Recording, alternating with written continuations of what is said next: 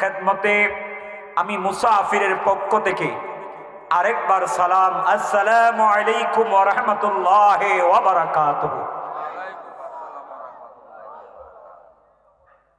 সালাম এটা দোয়া, বলেন সালাম এটা কি? দোয়া। আমি সালাম দিয়েছি এটাও দোয়া, আপনারা জবাব দিয়েছেন এটাও কি দোয়া। আল্লাহ রসুল বলেছেন এই পৃথিবীতে 3 ব্যক্তির দোয়া ডাইরেক্ট কবুল হয়। সুবহানাল্লাহ বলবেন না? কয় ব্যক্তির দোয়া ডাইরেক্ট কবুল হয়? 1 নাম্বার, মাজলুম ব্যক্তি যদি দোয়া করে ওই ব্যক্তির দোয়া ডাইরেক্ট কবুল। মুসাফির ব্যক্তি যদি দোয়া করে এই দোয়াও ডাইরেক্ট কবুল। পিতামাতা যদি সন্তানের জন্য দোয়া করে আমার রসুল বলে ওই দোয়াটাও আল্লাহ ডাইরেক্ট কবুল করে। আর জোরে বলেন না। 48 মাইল, কত মাইল? 48 মাইল দূরে গেলেই লোকটা কি হয়ে যায়? মুসাফির। আর অনেক 48 মাইল ফেলে আপনাদের কাছে এসে মুসাফির হয়েছে। আমি আপনাদেরকে দোয়া করলাম আর আপনারা আমার জন্য দোয়াটা সবাই করেন নাই। এতে বোঝা গেল আপনারা আমার প্রতি রাগ না। এক হচ্ছে আমার গাড়ি নষ্ট, ভাড়া গাড়ি নিয়ে এসেছি। আরেক হচ্ছে সন্ধ্যা 6টা থেকে 9টা পর্যন্ত গ্যাস দেয় না, তাও আবার বিশাল বড় সিরিয়ালে গ্যাস নেওয়া লাগে, যার কারণে আসতে অনেকটাই বিলম্ব হয়েছে। এই জন্য আমি আপনাদের কাছে দুঃখিত। আপনাদের মনে কি কষ্ট আছে? একটা রাত্র না হয় আজকে ঘুমাইতাম না, সমস্যা আছে? জীবনে বহু রাত ঘুমিয়েছি, হইতে পারে আগামীকাল এমন সময় চিরনিদ্রায় 3.5 হাত মাটির তলে গুম হতে পারে। পারে কি পারে না? কিন্তু ওই রাত্রটা আপনার জন্য আমার জন্য তখনই ভালো রাত্র হবে, শুভ রাত্র হবে ওই রাত্রে যদি কবরে আমার রসুল আপনারা আমার সামনে থাকে। এই সুন্নি ভাইয়েরা আওয়াজ করে বলেন আমরা আমাদের কবরে নবী থাকুক চাই কি চাই না? না, কবরে নবী আসার ক্ষমতা নাই। আরো জোরে বলেন না, নবী কবরে আসার ক্ষমতা আছে না নাই? এই ক্ষমতা নবীরে কে দিয়েছেন? আল্লাহ দিয়েছে। তো তোমাদের জলে কেন?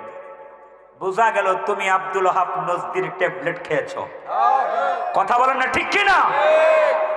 কিন্তু তোমার অন্তরে যদি আলা হযরতের মহাব্বত থাকতো, সিদ্দিক আকবরের মহাব্বত থাকতো, ওমর ফারুকের মহাব্বত থাকতো, তাহলে তুমি ঠিকই আমার নবীর শান বুঝতা, নবীর মান বুঝতা। কারণ ওয়ালা সাউফা ইউতিকা রাব্বুকা ফাতারদা ওয়া রাফা'না লাকা যিকরাক। আওয়াজ করে বলেন আমার নবীর ইজ্জত, আমার নবীর মর্যাদা, আমার নবীর শান, আমার নবীর শৌকত বাড়িয়ে দিয়েছেন কে? আল্লাহ। আরো জোরে কে? আল্লাহ দিয়েছেন। আমাদের মানতে কোনো সমস্যা নাই। যেই রব্বে করিম আমাকে আপনাকে গভীর রাত্রে জান্নাতের বাগানে আসার বসার তৌফিক দিয়েছেন, সেই আল্লাহর শুকরিয়া তান উচ্চ আওয়াজে একবার বলি আলহামদুলিল্লাহ। আর একটু আওয়াজে বলেন আলহামদুলিল্লাহ। ওই নবীর প্রশংসা করি যেই নবীর প্রশংসা করেন স্বয়ং আল্লাহ। জোরে বলেন না সুবহানাল্লাহ। এই জোরে আপনারা কথা বললে আমি ওয়াজ করব না। আমি হাদিয়ার গোলামি হয়ে ওয়াজ করি না। অহংকার করে বলছি না। আপনাদের এলাকায় আসলে যে হাদিয়া দেন, আমার কসবা থানার ভিতরে, আমার ইউনিয়নের ভিতরে ওয়াজ করলে এমনি এত টাকা দেয়, তারপরও মাঝে মাঝে আপনাদের কাছে আসে মহাব্বতের কারণে। একটু কথা বলেন ঠিক কিনা? টাকা দিয়ে এশক, প্রেম, মহাব্বত এগুলি কিনা বেচা যায় না। এই জন্য একটু সময় ধৈর্য ধরেন। আপনারা যতক্ষণ ধৈর্যের সাথে বসবেন আমি ততক্ষণ কথা বলবো। কিন্তু কোন জায়গায়, কোন দিন, কোন সময়, কোন কথা আল্লাহ কার মুখ দিয়ে বলে দেয়, বের করে দেয়, এটা কিন্তু বলা যায় না। এই জন্য ধৈর্য নিয়ে মহাব্বত সাথে বসেন। আওয়াজ করে বলেন আমার নবীর প্রশংসা স্বয়ং করেন কে? আরো জোরে বলেন আল্লাহ আমার নবীর নাম রেখেছেন কি? মুহাম্মাদুর। আরো জোরে মুহাম্মাদুর রাসূলুল্লাহ সাল্লাল্লাহু আলাইহি ওয়াসাল্লাম। সবাই আমার সাথে বলেন মুহাম্মদ। জোরে মুহাম্মদ। এই মোহাম্মদ লিখতে আরবি হরফ 4টা লাগে। জোরে বলেন কয়টা অক্ষর লাগে? আরবি হরফ কয়টা লাগে? আমার সাথে হরফগুলি পড়বেন, শুধু আমার সাথে 4টা হরফ পড়বেন, 40টা নেক পাবেন। একটু মহাব্বতে বলেন মিম। জোরে মিম, হা, মিম, দাল। কয়টা হয়েছে? এই 4টা আরবি হরফ একত্র করলে হয় মোহাম্মদ। এই মোহাম্মদের ব্যাখ্যা হলো, অর্থ হলো চরম প্রশংসিত, যার প্রশংসার শুরু আছে শেষ নাই, তিনি হলো মোহাম্মদ। চিৎকার করে বলেন আল্লাহু আকবার। বলেন এবার নবীর প্রশংসাতে তাহলে বাড়িয়েছেন কে? আল্লাহ। কোন নবী? যেই নবীর আগে কোন নবী জান্নাতে যাওয়ার ক্ষমতা নাই। সুবহানাল্লাহ বলেন না। আর আমরা কোন নবীর উম্মত? যেই নবীর উম্মতের আগে অন্য কোন নবীর উম্মত জান্নাতে যাওয়ার ক্ষমতা নাই। সমস্ত নবী এবং নবীর উম্মতেরা নির্দিষ্ট একটা জায়গায় এসে ইবাদত করা লাগতো। নির্দিষ্ট একটা, এই গ্রামের নাম কি? পিটুয়া। বলেন না, নাম কি? আপনি আছেন কিশোরগঞ্জ। কোথায়? কিশোরগঞ্জে জোহরের নামাজের আজান হয়ে গেল। কি হয়ে গেল? আজান হয়ে গেল। আপনি কিশোরগঞ্জে নামাজ পড়লে নামাজ হবে না, মানে তখনকার কথা বলছি। নামাজ পিটুয়াতে এসেই পড়তে হবে। এটা আমার নবীর উম্মত ছাড়া সব নবীর উম্মতের ক্ষেত্রে এই নিয়ম ছিল। নির্দিষ্ট একটি জায়গায় এসে ইবাদত করা লাগবে। আর আমার নবী যখন দুনিয়াতে আগমন করলেন, আল্লাহ বলে, হাবিব, আপনার উম্মতের জন্য আসমানটা বানিয়ে দিলাম সামিয়ানা, আসমানটা বানিয়ে দিলাম সাদ, জমিনটা বানিয়ে দিলাম একটা নামাজের মুসল্লা। আপনার উম্মত যেখানে সেজদা দিবে সেখানে আমি আল্লাহ ইবাদতকে কবুল করব। বলে আল্লাহ আদম থেকে শুরু করে ঈসা নবী পর্যন্ত 1 লক্ষ মতান্তরে 2,23,999 জন নবীর উম্মতদেরকে তো এই নিয়ম তুমি দাও নাই, আমার উম্মতকে এই নিয়ম দিলা কেন? বলে আমি তো আপনাকে অনেক ভালোবাসি। আমি যাকে ভালোবাসি আমি তাকে সর্বদাই খুশি রাখতে চাই। এবার আপনাদের কাছে আমার জানার বিষয়, এই নবীর উম্মত হওয়ার জন্য কি কোনোদিন দোয়া করেছেন? সবাই বলে নাই। সবাই বলতে হবে, কোনোদিন দোয়া করেছেন? আরজি করছিলেন, আল্লাহ আমারে আখিরি নবীর উম্মত বানায়া ফাটায়ো। আল্লাহ বিনা দোয়ায় বিনা আরজিতে সেই নবীর উম্মত বানাইছে। আপনারা কি খুশি না বেজার? এটা খুশির আওয়াজ। তাও আবার নোমানির মাহফিলের শ্রোতাদের আওয়াজ। হ্যাঁ, আওয়াজ করে বলেন না, ওই নবীর উম্মত হয়ে আমরা খুশি না বেজার? খুশিটা ক্ষুদ্র হইছে একটু প্রমাণ করি। যারা খুশি তারা জোরে বলবেন, যারা খুশি না তারা আস্তে বলবেন। যারা খুশি আপনারা একবার উচ্চ আওয়াজে বলেন শুকরিয়াতান আলহামদুলিল্লাহ। ডান হাতটা তুলে বলেন আল্লাহু আকবার। বলেন ইয়া রাসূলুল্লাহ, বলেন ইয়া ওলি আল্লাহ। এবার বলেন মারহাবা। মনে হচ্ছে যে কয়েক হাজার লোকে আওয়াজ দিয়েছে। এটা হচ্ছে ইমানের আওয়াজ। কিসের আওয়াজ? বলেন না, কিসের আওয়াজ? আওয়াজ। তাহলে আসুন, রাত্র গভীর ভূমিকায় কোনো কথা বলবো না। আমি যেই বিষয় নিয়ে আলোচনা করার মনস্থ করে এসেছি, যে তো কর্তৃপক্ষের পক্ষ থেকে কোনো বিষয় আমাকে নির্ধারণ করে দেওয়া হয় নাই। যেটা আমি নিয়ে এসেছি নির্ধারণ করে সেই বিষয়ের উপরে আলোচনা শুরু করব। সবাই আমার সাথে মহাব্বতের আওয়াজে আল্লাহকে একটু ডাকেন, আল্লাহ ও ভগবান। জুড়ে আল্লাহ ও ক্ষমা করে দাও। জুড়ে ক্ষমা করে দাও। যত দিনে জীবন বিনা বাজিবে, শপথে চালাও, মাফ করে দাও আল্লাহ ও ক্ষমা করে দাও। আওয়াজ করে বলেন, আল্লাহ ক্ষমা করার ক্ষমতা আছে না নাই? আপনার আমার গুনাহ যত পাহাড় পরিমাণ হোক না কেন, সমুদ্র সম পরিমাণ হোক না কেন, যতই গুনাহ হোক না কেন, আমার আল্লাহ বলে ইন্নাল্লাহ ইউহিব্বুত তাওয়াবিনা। ও বান্দা রে, তুই যদি গুনাহ করার পরে আমি আল্লাহর কাছে তাওবা করস, আমি আল্লাহ তোর সকল গুনাহ মাফ করে দিব। মালিক রে ডাক দিয়া জিগাইলাম, মালিক, ও কাবার মালিক, আপনি কি শুধু তাওবা করলে আমাদের গুনাহ মাফ করে দিবেন, এখানে কি শেষ? আল্লাহ কর না, না রে, গুনাহ করার পরে তুই যদি আমার কাছে তাওবা করস, আমি তোর গুনাহ মাফ করব, এখানেই শেষ না, আমি আল্লাহ আরেকটা জিনিস করব। বলে আল্লাহ সেটা কি? বলে তোর নামটা আমার মুহাব্বতের বান্দার খাতার মধ্যে লিখে দিব। কখন? যারা সারা দিন রাত তাহাজ্জুদের নামাজ পড়ে, 5 ওয়াক্ত নামাজ পড়ে, কোনো গুনাহ করে না, তাদেরকে বলছে না, যারা গুনাহ করার পরে তওবা করে। বলেন না তওবার দাম আসেনি? তওবা কার একটু জানেননি? জানি না, তওবা করতেও জানি না, তওবা করিও না। অথচ আমার নবীর কোনো গুনাহ ছিল না, উম্মতের জন্য, উম্মতকে শিক্ষা দেওয়ার জন্য আমার নবী দৈনিক 100 বার তওবা করতেন। আর জোরে বলেন না সুবহানাল্লাহ।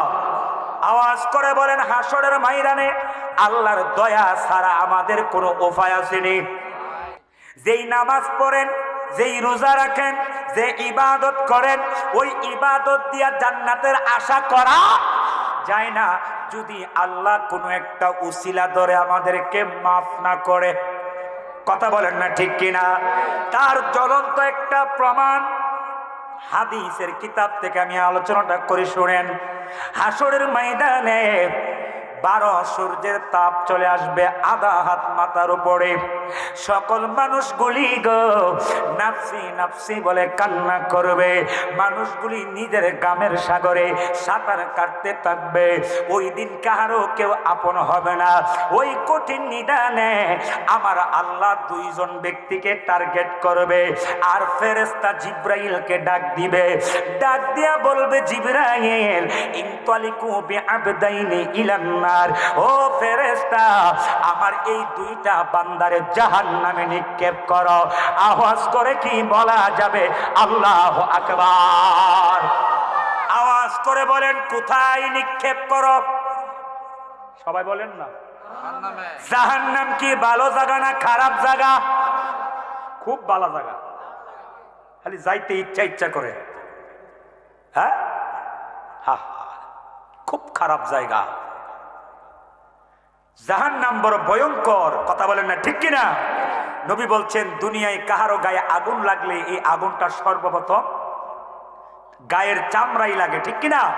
কিন্তু রসুল বলে জাহান্নামের আগুন সর্বপ্রথম মানুষের কলিজার মধ্যে লাগবে। বলেন তো, গায়ের চামড়ার আঘাত কঠিন না কলিজার আঘাত? কথা কনা, কিসের আঘাত? এই জন্য জাহান্নাম থেকে আমরা বাঁচতে চাই। এই জন্য সব সময় 5 ওয়াক্ত নামাজ পড়ার, ফরজ নামাজ পড়ার পরে সাথে সাথে 7 বার পড়বেন আল্লাহুম্মা আজিরনি মিনান নার। বলেন না, আল্লাহুম্মা আজিরনি। এই দোয়াটা পড়বেন। আল্লাহ, তোমার 7টা জাহান্নাম থেকে আমি কি চাই? পানা চাই। কথা কয় না ঠিক কিনা? আল্লাহ 2 জন ব্যক্তিকে টার্গেট করে বলবেন, হে ফেরেশতা, আমার এই 2 বান্দাকে কোথায় নিক্ষেপ করো?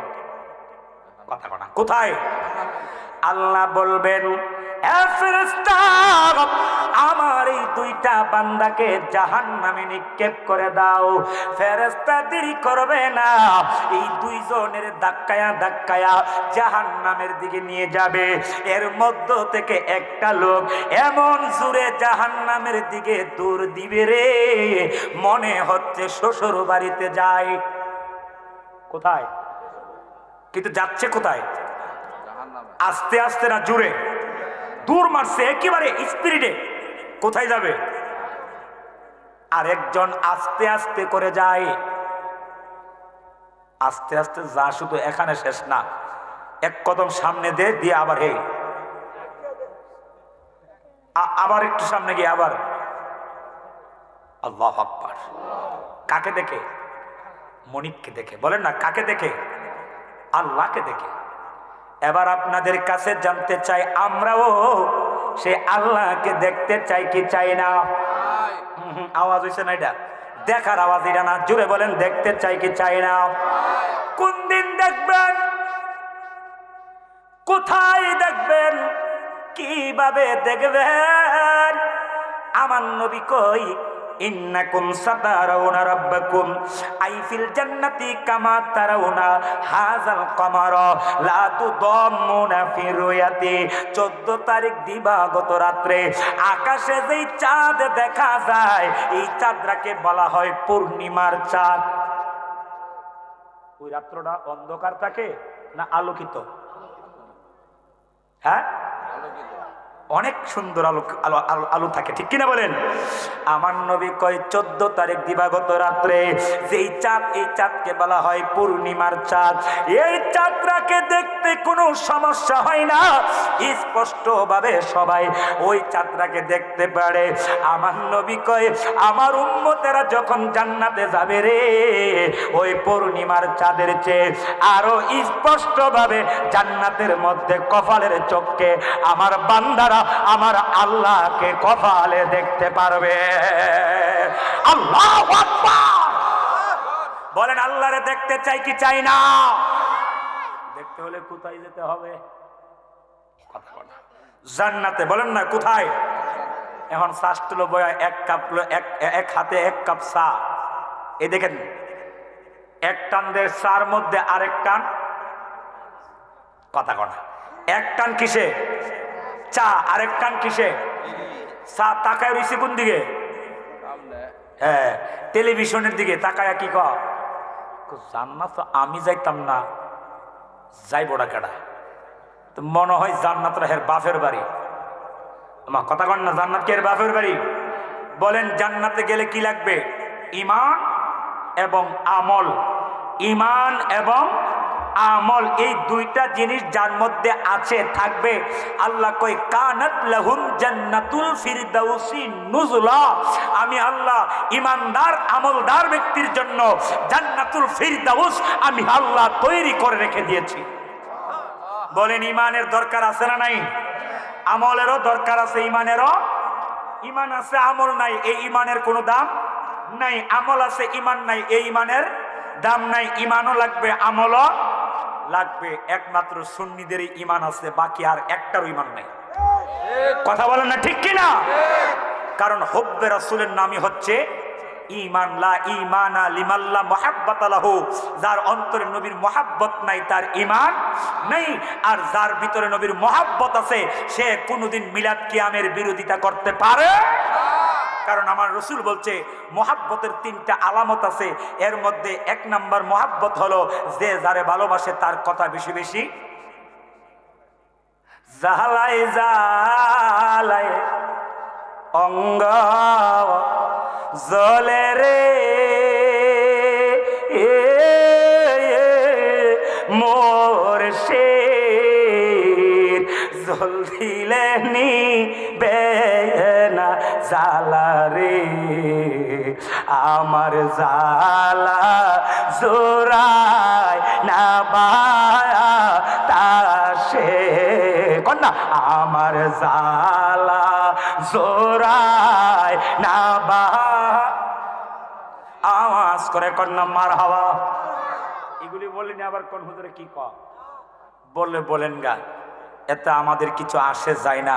কারণ আশেকদের হচ্ছে এগুলি আত্মার খোরাক, কলবের শান্তি। কথা কোন ঠিক কিনা? একজন জুড়ে জাহান্নামের দিকে দূর মারল, আরেকজন আস্তে আস্তে করে 1 কদম সামনে আবার পিছনে। সুবহানাল্লাহ। আমার আল্লাহ দুজনরে ডাক দিবে, আসো। এ ফেরেশতা, আমার এই 2 বান্দাকে আমার কাছে নিয়ে আসো। ফেরেশতারা ডেকে ডেকে আল্লাহর কাছে নিয়ে আসবে। আল্লাহ ডাক দিয়া কইব, কিরে আমার বান্দা, তুমি জাহান্নামের দিকে যাওয়ার জন্য এত স্পিরিটে দূর দিলা, কারণটা কি? জাহান্নাম কি এতই পছন্দ তোমার যে জাহান্নামে যাওয়ার জন্য জাহান্নামের দিকে দূর মারলা? ওই লোকটা ডাক দিয়া বলবে, আল্লাহ, আওয়াজ করে বলেন আল্লাহু আকবার। ওই লোকটা ডাক দিয়া কইব, আল্লাহ, আমার কাছে জাহান্নাম বড় পছন্দের জায়গা না, কারণ তোমার সৃষ্টির মধ্যে এই জাহান্নাম বড় নিকৃষ্ট জায়গা, বড় ভয়ঙ্কর জায়গা, এখানে আমি যাইতে চাই না। বলে, তাহলে এত তাড়াহুড়া করে যাওয়ার কারণটা কি? বলে, মালিক, কারণ মাত্র একটাই। বলে, কি কারণ? কারণটা হলো, তুমি দুনিয়াতে আমাকে নামাজ পড়ার হুকুম করেছিলা, আমি তোমার হুকুম নামাজ পড়ি নাই। তুমি আমাকে হুকুম করেছিলা রোজা রাখার জন্য, আমি তোমার হুকুম রোজা রাখি নাই। তুমি আমাকে হুকুম করেছ কলু মিন তাইয়্যিবাতিকুম, তোমার পবিত্র জিনিস খাওয়ার জন্য, আমি তোমার হুকুমগুলি মানি নাই। আজকে একটা হুকুম করেছ জাহান্নামে যাওয়ার জন্য, আমি তাড়াতাড়ি করে তোমার হুকুমটা পালন করার চেষ্টা করতেছি, এই জন্য জাহান্নামের দিকে দৌড়াইয়া যাচ্ছি। আওয়াজ করে বলেন আল্লাহু আকবার। কি কথা? আজকে একটা হুকুম করেছ, কোথায় যাইতাম?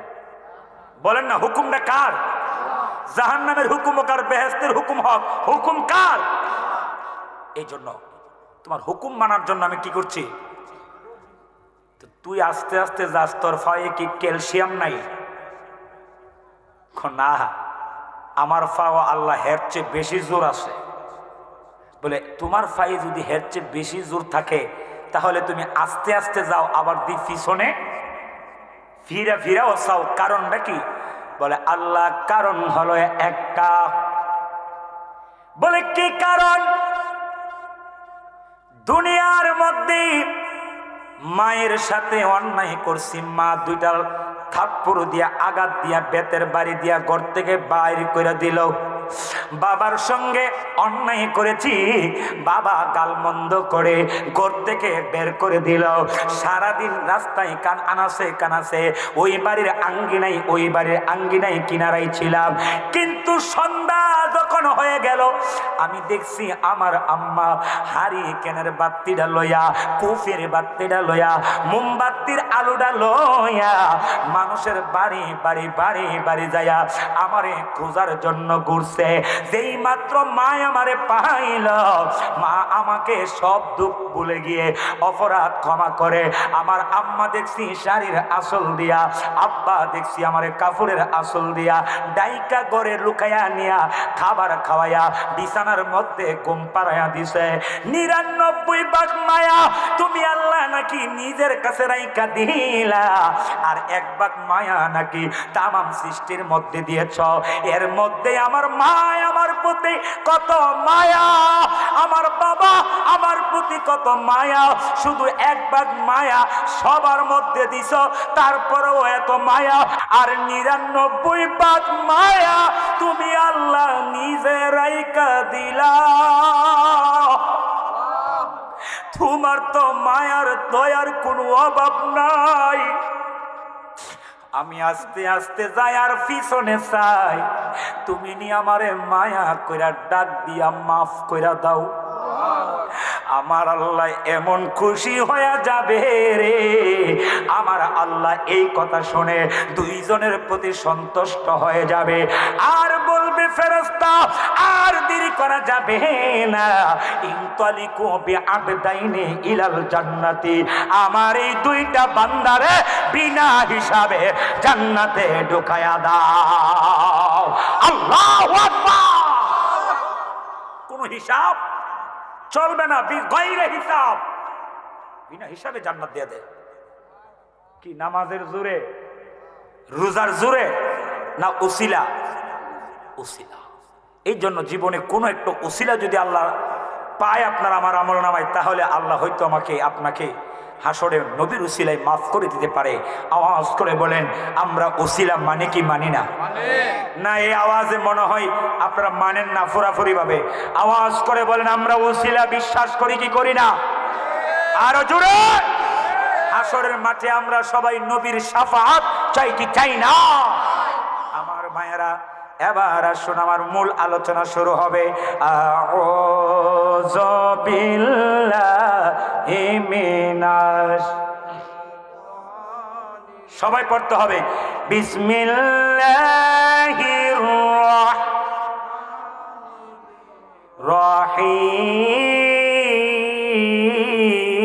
রাহিম।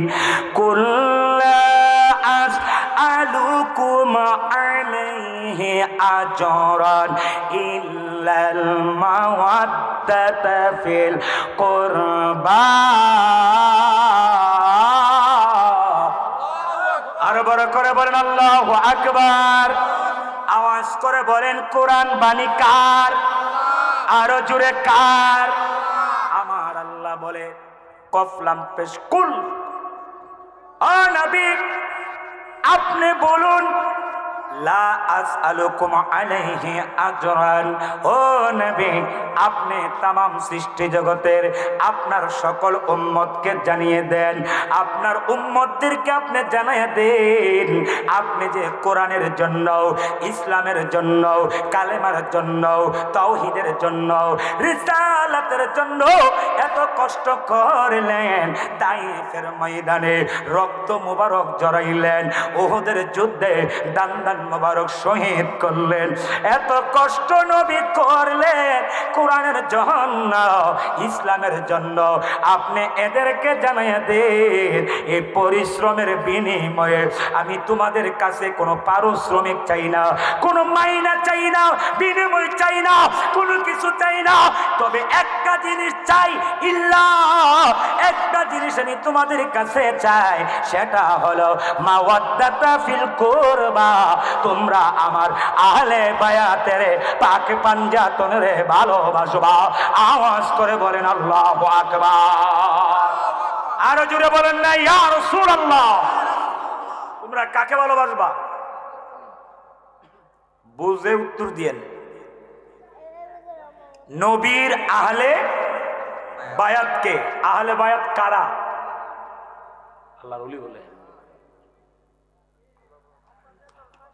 পাক পাঞ্জাতন। মারহাবা কোন মুশকিল কোশাকে মন্দন চিনলি না রে মন, যে চিনাছে সে পাইয়াছে অমূল্য রতন, ববে আর নাই রে দন।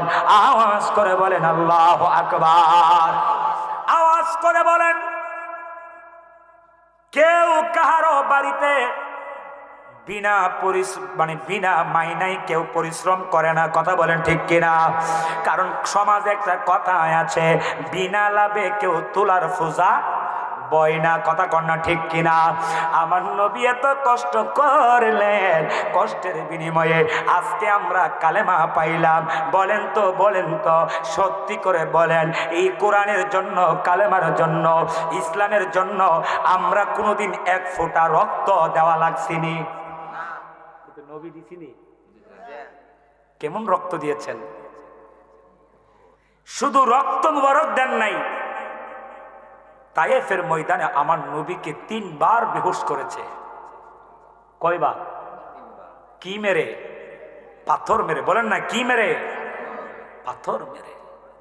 আহা, শুধু উম্মতের জন্য। কথা কোন ঠিক কিনা? এত কষ্ট করলেন, কিন্তু নবী আমাদের কাছে কিছু চাই নাই যে বিনিময়ে আমারে তোমরা টাকা পয়সা, হীরা জহরত্ন, মণি মুক্তা, বাড়িঘর, সয় সম্পদ এগুলি দাও। নবী চাইছে? নবী এইগুলি চান নাই। নবীকে আমরা কিছু দেও নাই, কিন্তু আল্লাহ নবীর পক্ষ থেকে নবীরে দিয়া চাওয়াইছে। আল্লাহ কই নবী আপনি এর বিনিময়ে এদের কাছে একটা জিনিস চাইয়া যান, আর সেইটা হলো আপনার উম্মতেরা যেন হাসান আর হুসাইন, আলী মা ফাতেমা এদেরকে মহব্বত করে। আওয়াজ করে বলেন না পিটুয়ার বাবারা, করিমগঞ্জের বাবারা, কিশোরগঞ্জের বাবারা, আওয়াজ করে বলেন আমরা সুন্নি মুসলমান, আমরা নবীর আহলে বায়াতের ভালোবাসি কি বাসি না? হাত তুলে আল্লাহর দেখায় বলেন বাসি কি বাসি না? বাসি। তুমি বাসো আর না বাসো, কিন্তু নামাজে আহলে বায়াতকে সালাম দেওয়াই লাগবে। আপনারা বুঝেননি আমার ওয়াজ? গুরুত্বপূর্ণ কিছু কথা বলে যাব। আজকে অনেকেই নামাজ পড়তে পড়তে কপালে দাগ ফেলাইছে, কিন্তু পাঞ্জাতন বুঝেই না এটা আবার কি তা। অথচ নামাজে যখন দাঁড়া, নামাজে যখন বৈঠক করে আত্তাহিয়াতু লিল্লাহি পড়ার পরে যখন দুরূদ শরীফ পড়ে, তখন ঠিকই নবীর আহলে বায়াতরে সালাম দিতেছে। সুবহানাল্লাহ। নবীর আহলে বায়াতকে সালাম না দিলে নামাজ হবে না। কিন্তু নামাজের পরে আয়াত আহলে বায়াতি তা কুস্তা নাই, সব বেদাত, সব বন্ডামি। কয় কি কয় না? হ্যাঁ আব্বা, অন্তরের কান লাগাও, হৃদয়ের কান লাগায়া শোনাও। এবার মূল কথা বলি শুনেন। এই আয়াতটা কেন নাজিল হলো? এই আয়াতটা নাজিল হওয়ার কারণটা কি? কোরআন শরীফের ভিতরে ৬৬৬৬ খান আয়াত আছে। প্রত্যেকটা আয়াত নাজিল হওয়ার পিছনে কোনো না কোনো ঘটনা রয়েছে, কোনো না কোনো কারণ আছে। এই আয়াতটা কেন নাজিল হলো? মক্কা বিজয় হয়ে গেল, কাবা ঘরের ভিতরে ৩৬০টা মূর্তি ছিল। এই ৩৬০টা মূর্তির মধ্য থেকে ৩৫৯টা মূর্তি ভাঙ্গা হয়ে গেল। আওয়াজ করে বলেন আল্লাহু আকবার। আওয়াজ করে বলেন কয়টা মূর্তি ভাঙ্গা হলো? ৩০০ মূর্তি ছিল মোট। কয়টা বাকি আছে? কয়টা? এটা কি থাকবো না? এটাও বলেন তো, আমরা কি মাজার পূজা করি না মাজার জিয়ারত করি? সবাই কনারে বলেন না, মাজার পূজা করি না জিয়ারত করি? কবর পূজা করি না জিয়ারত করি? মাজারওয়ালার কাছে চাই না মাজারওয়ালার উসিলা দিয়ে আল্লাহর কাছে চাই? কিন্তু এরা আমরা বলে মাজার পূজা করি। এই যে কিছুদিন আগে কি হলো, ঈদে মিলাদুন নবী গেছে না? আরে বিদাত কইতে কইতে কইতে কইতে কইতে কইতে একবারে চামড়া, মুখের চামড়া, ঠোঁট মুট যা আছে হুগাই আলেছে। ব্রাহ্মণবাড়িয়ার মধ্যে এরা কি বলে এটা মানব বন্ধন করছে, যাতে ঈদে মিলাদুন নবী না করতে পারে। আরে রোহিঙ্গার ঘরে রোহিঙ্গারা, তোরা ব্রাহ্মণবাড়িয়ার শহরে ঈদে মিলাদুন নবী করলই কি হইব, না করলে কি হইব? সারা বাংলাদেশে করলে কি হইব, না করলে কি হইব? ঈদ মিলাদুন নবী তো সর্বপ্রথম এবং এখনো স্বয়ং আল্লাহ নিজেই করতেছে। নাই আওয়াজে মানি না? আরো জোরে বলেন না সুবহানাল্লাহ। আপনি আমি করলে আমার নবীর লাভ না, আমাদের লাভের জন্য আমরা করি, মহব্বতের জন্য। কথা কোন ঠিক কিনা? আরো জোরে বলেন না ঠিক কিনা? এই কথা কোয়ার পরে কয়েকদিন পরে আইছে হিন্দুদের পূজা। বলেন না কিসের পূজা? আর এই হুজুররা, ওই হুজুরার কি টুপি ফাগরি লাগায়া হিন্দুদের মন্দিরে গিয়া বুটসা। আমরা মিলাদুন নবীর মাহফিলে গিয়া বিরিয়ানি খাইলে বিদাত, আর এরা হিন্দুদের পূজায় গিয়া মন্দিরে গিয়া প্রসাদ খাইলে তখন এটা ফরজ। কথা কর না ঠিক কিনা? এতে বোঝা গেল তোরা যে বেঈমান, তোরা যে যার সন্তান, এতে কোনো সন্দেহ, আরো জোরে সন্দেহ। কারণ নবী আল্লাহ বলছেন অতুল্লিম বাদা যালিকা জানিম, 29 নম্বর পারা সূরা কলম 13 নম্বর আয়াত। আল্লাহ বলে যেটা নবীর শানে চুল পরিমাণ বেয়াদবি করব, বুঝা নিবা এটা কোনো না কোনো ভাবে, এটা কি আমার কথা না কোরআনের কথা? আরো জোরে। এখন আপনি কি মনে করেন যে আমার আম্মা যদি কারো মানে বেয়াদবি মাফ করবেন, অথবা কারো বাপ অথবা কারো বাফাত মা যদি অন্য পর পুরুষের লোকে মেলামেশা করার পরে সন্তান জন্ম হয়, এটাই হারামজাদা না আরো কারণ আছে? কোনো বিবাহের মধ্যে যদি নবীর সুন্নত তরিকা না থাকে ওইটাও কি হবে? জারজ হবে। কোনো বিবাহের মধ্যে যদি অবৈধ কোনো কাজ থাকে ওইটাও কি হবে? জারজ হবে। শুধু আপনি আপনার বাপ মা সঠিকভাবে জন্ম দিয়েছে এই জন্যই যে আপনি হালাল হয়ে গেলেন এরকম না, ওইটার মধ্যে নবীর সুন্নাত তরিকা থাকতে হবে। আওয়াজ করে বলেন না ঠিক কিনা? আমার ভাইয়ারা, গভীর মনোযোগ, অন্তরের কান লাগান, আওয়াজ করে বলেন, কাবা ঘরের মধ্যে আর মূর্তি এখন বাকি আছে কয়টা? ভাঙছে কয়টা? 359টা মূর্তি ভাঙ্গা হয়ে গেল। আজকে মক্কা বিজয় হয়ে গেল। এতদিন কাফেরদের ভয়ে ওপেন আযান দেওয়া যায় নাই, কাবা ঘরে ওপেন নামাজ পড়া যায় নাই। আজকে তো মক্কা বিজয় হয়ে গেল, এখন তো আর কোনো ভয় নাই, এখন তো আর কোনো চিন্তা নাই। ওপেন আযান হবে, প্রকাশ্যে নামাজ হবে। আমার নবী একটা ডাক দিয়া কয়, আলী রে,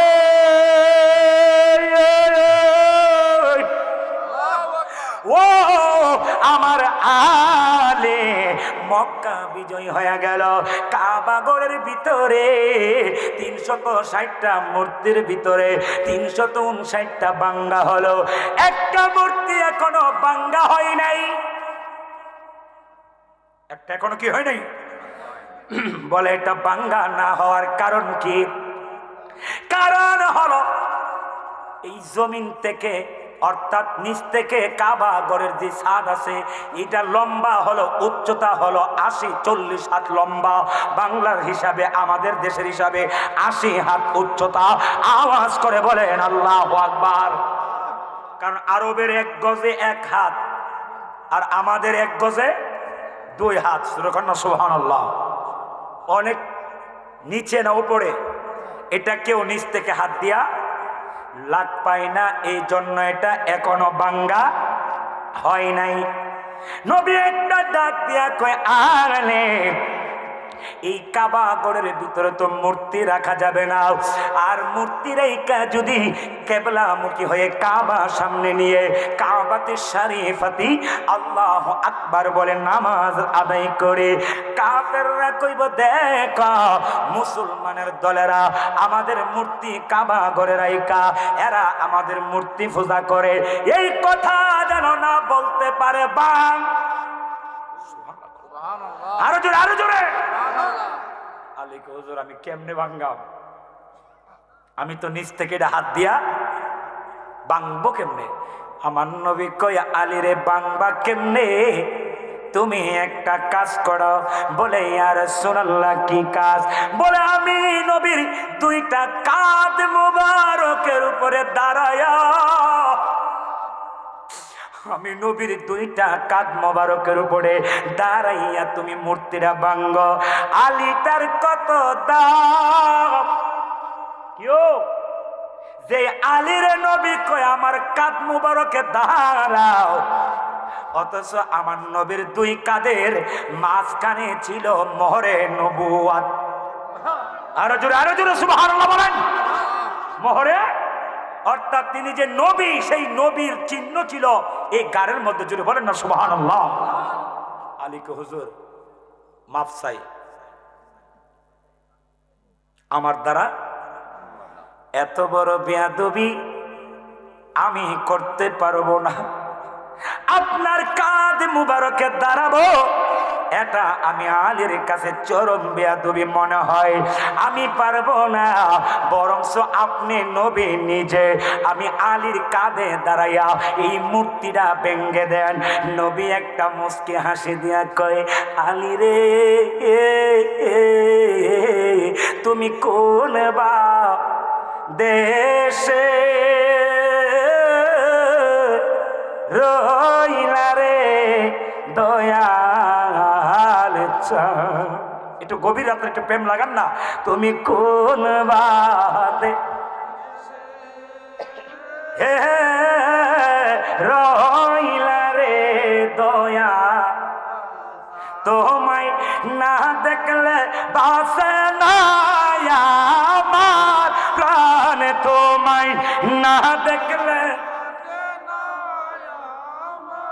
পান, তুমি কোন বা বাদে হে রইলা রে দয়াল চান তুমি কোন বাদে হে রইলা রে মুর্শিদ চান গলাই দিয়া নামের মালা বাড়াইলা কেন দ্বিগুণ জ্বালা রে হরিয়া নীলা তুমি ভক্তের পান তুমি হরিয়া নীলা তোমার ভক্তের মন তুমি কোন বাদে রইলা রে দয়াল চান তুমি কোন বাদে রইলা রে মুর্শিদ চান আওয়াজ করে বলেন ইয়া ওলি আল্লাহ। নবী মুস্কি হাসি দিয়া কয় আলী রে ও আমার আলে আমি যে তোমার কাঁধে উঠব তুমি আলী তো আমার ওজন সইতে পারতা না, আমার ওজন বহন করতে পারবা না। আলী মনে মনে কই নবী দি কই আমি বলে নবীর ওজন মোবারক সহ্য করতে পারবো না। নবী যেহেতু এই কথা বলেছে নিশ্চয়ই এই কথার পিছনে কোনো না কোনো মারিফত আছে, গোপন কথা আছে, হাকিকত আছে। আর হাকিকত কেমনে বাহির করতে হয় এটা আমি আলী ভালো করি। সুবহানাল্লাহ। এই কথা বলে কি একটু মহাব্বতে দুরূদ শরীফ পড়েন আল্লাহুম্মা সাল্লি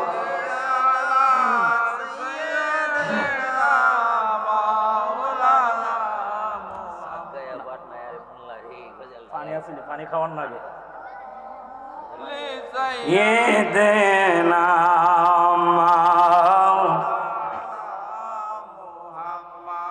একটু মনোযোগ, আমি শেরটা বলবো শুধু আপনারা মনোযোগ দিয়া শুনবেন তারপরে বলবেন। দেহ গরে কে কাবা বানাইয়া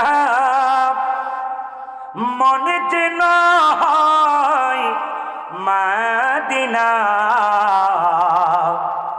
সে মাদিনায় নসিব হবে মুহাম্মাদি ঠিকানা। বলেন আল্লাহুম্মা জোরে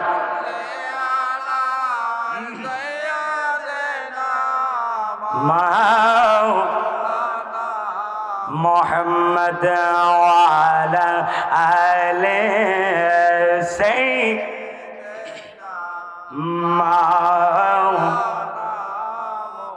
আওয়াজ করে বলেন আল্লাহু আকবার। বাবা আপনাদের কষ্ট হচ্ছে?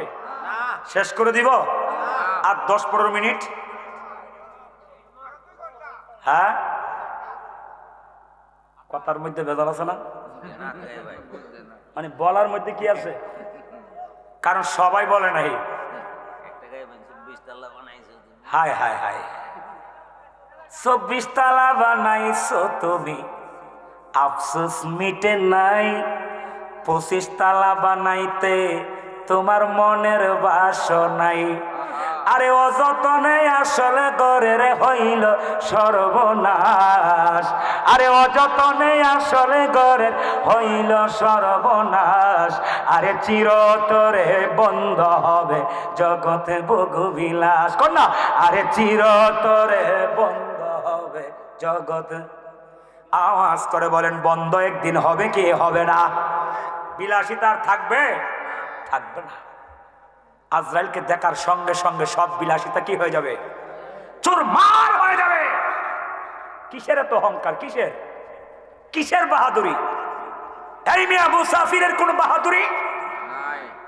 এই যে আমি কত দূর থেকে আসছি, এত দেরি করে আসার পরে এখন আপনারা চাইলে ইচ্ছা মতো আমার ফিরতেও পারতেন, যদিও পারেন মারেন, কিন্তু আমার এখানে কেউ বাঁচেন না নাই। কারণ আমি কি কথা কনা, আমি কি এখানের? আমরা কোত্থেকে কোথায় আসলাম? সেই রুহের জগৎ থেকে দুনিয়াতে আসলাম, আমাদের চেয়ে বড় মুসাফির আর কে আছে বলেন? মুসাফিরের কোনো পাওয়ার আছে? আর দুনিয়া ও মাজরাতুল আখরা। আর এখানে তো বাহাদুরি করার জন্য আসি নাই, খাওয়ার জন্য আসি নাই, এখন আসছি খাবারের ব্যবস্থা করে নিয়ে যাওয়ার জন্য। কথা কোনো ঠিক কিনা? মালিক আমারে 16 আনা ফুজু দিয়া ফাটাইছে, আমি লাইরা সাইরা ব্যবসা বাণিজ্য কইরা কিছু লাভ টাপ কইরা লয়া যেতাম। এখন মালিকের 16 আনা ফুজি খায়া আরো এখন দেনা হইছি, রেনি হইছি। কথা কোনো ঠিক কিনা? এখন ভাবিলে কি হবে গো, বার্তা হইয়া, সবে বলতে হবে এখন ভাবিলে কে হবে গো হইয়া। কালামিন্দি দিয়া সাদা দাড়ি কি করা যাইব? কালা করা যাইব। বলেন না, সাদা দাড়ি কি করা যাবে? জোয়ান সাদা যাইব, জোয়ানি আর আসল মাল আর ভিতরে আসবে না, চলে গেছে, সময় হারিয়ে গেছে। কথা কোনো ঠিক না? একটু মহব্বত আওয়াজে সবাই বলেন, আমি পানিটা খাবার একটু সুযোগ দেন। এখন ভাবিলে কে হবে গো, এখন কান্দিলে কি হবে?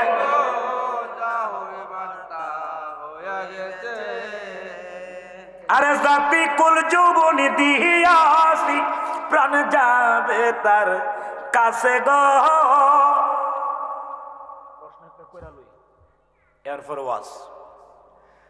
বলেন আমাদের সবাই এখানে যারা আসছে, আমরা কি হিন্দু না মুসলমান? সবাই কইতে দিব, আরো জোরে, আরো জোরে। এবার আপনাদের কাছে আমার প্রশ্ন, বলেন তো মুসলমান শব্দের অর্থ কি? বলেন। ইসলাম, রোহিঙ্গা কোন মুসলমান, মুসলিম, মুসলমান একই কথা। মুসলমান শব্দের অর্থ হলো আত্মসমর্পণকারী। কি কি বলেন না? মুসলিম শব্দের অর্থ কি? আত্মসমর্পণকারী। আত্মসমর্পণ করছুনি, কার কাছে করছো, কিভাবে করছো, তার খবর জানুনি।